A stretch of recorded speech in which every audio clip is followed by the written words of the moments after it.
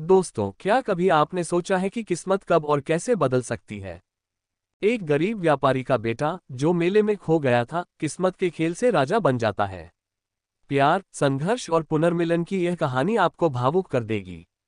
तो वीडियो को पूरा देखें क्योंकि अंत तक आपको एक अद्भुत मोड़ देखने को मिलेगा। आइए शुरू करते हैं। कभी एक छोटे से गांव में एक व्यापारी था जिसका नाम धनराज था। वह एक ईमानदार और मेहनती व्यक्ति था, लेकिन उसकी आर्थिक स्थिति बहुत खराब थी। धनराज का एक प्यारा सा बेटा था, गोपाल। गोपाल, जैसा कि हर बच्चा होता है, अपने पिता की मदद करने में दिलचस्पी रखता था। धनराज अपनी पत्नी और बेटे के साथ मुश्किलों के बावजूद खुश था, क्योंकि उसका मानना था कि मेहनत और ईमानदारी से सभी मुश्किलें दूर हो सकती हैं। हर साल वह अपने बेटे गोपाल को साथ लेकर दूर दूर के मेलों में व्यापार करने जाता था। एक दिन धनराज और गोपाल बड़े मेले में गए।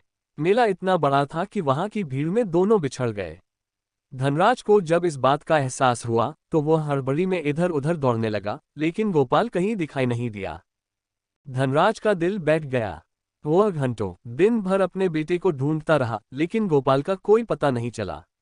उसकी आंखों में आंसू थे, क्योंकि उसने कभी कल्पना भी नहीं की थी कि उसका बेटा उसे कभी नहीं मिलेगा। धनराज घर लौट आया, लेकिन गोपाल का कहीं कोई सुराग नहीं मिला। इधर गोपाल की किस्मत ने उसे अजनबी रास्ते पर डाल दिया। एक फकीर जो जंगल में भटकता रहता था, उसने गोपाल को देखा और उसे अपनी शरण में ले लिया। गोपाल डरा हुआ था, लेकिन फकीर ने उसे अपने साथ लेकर एक दूर दराज राज्य की ओर चल पड़ा। कुछ महीनों बाद फकीर गोपाल को एक भव्य राज्य में ले आया।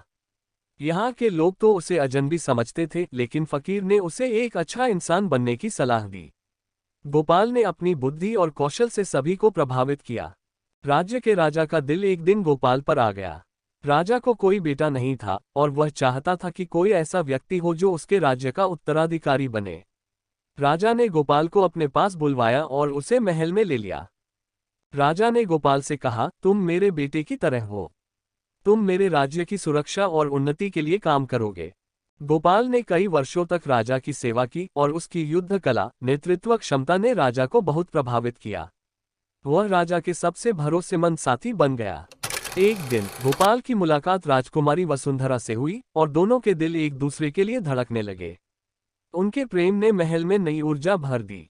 वहीं बाहरी आक्रमणकारियों ने राजा के राज्य पर हमला किया।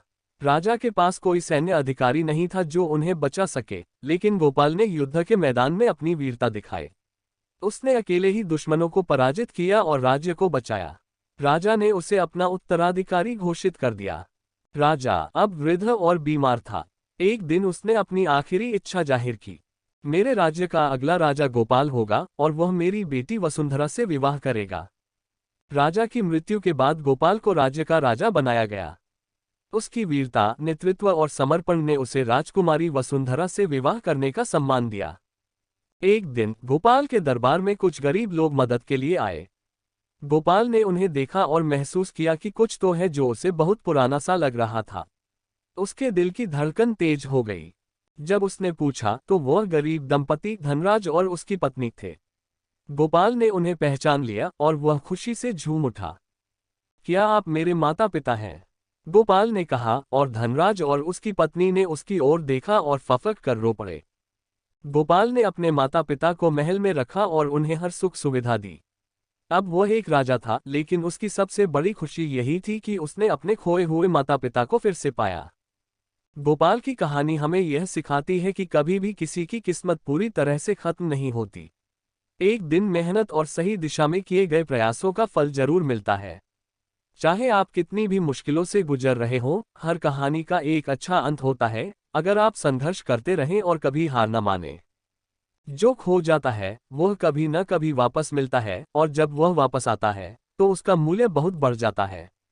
तो दोस्तों, यह थी एक गरीब व्यापारी के खोए हुए बेटे की प्रेरणादायक कहानी, जो अपनी मेहनत और तकदीर के बल पर राजा बन गया।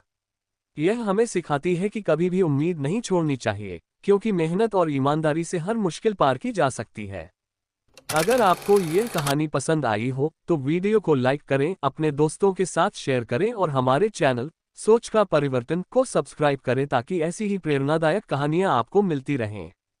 मिलते हैं अगली कहानी में, तब तक याद रखें, सोच बदलेगी तो किस्मत भी बदलेगी।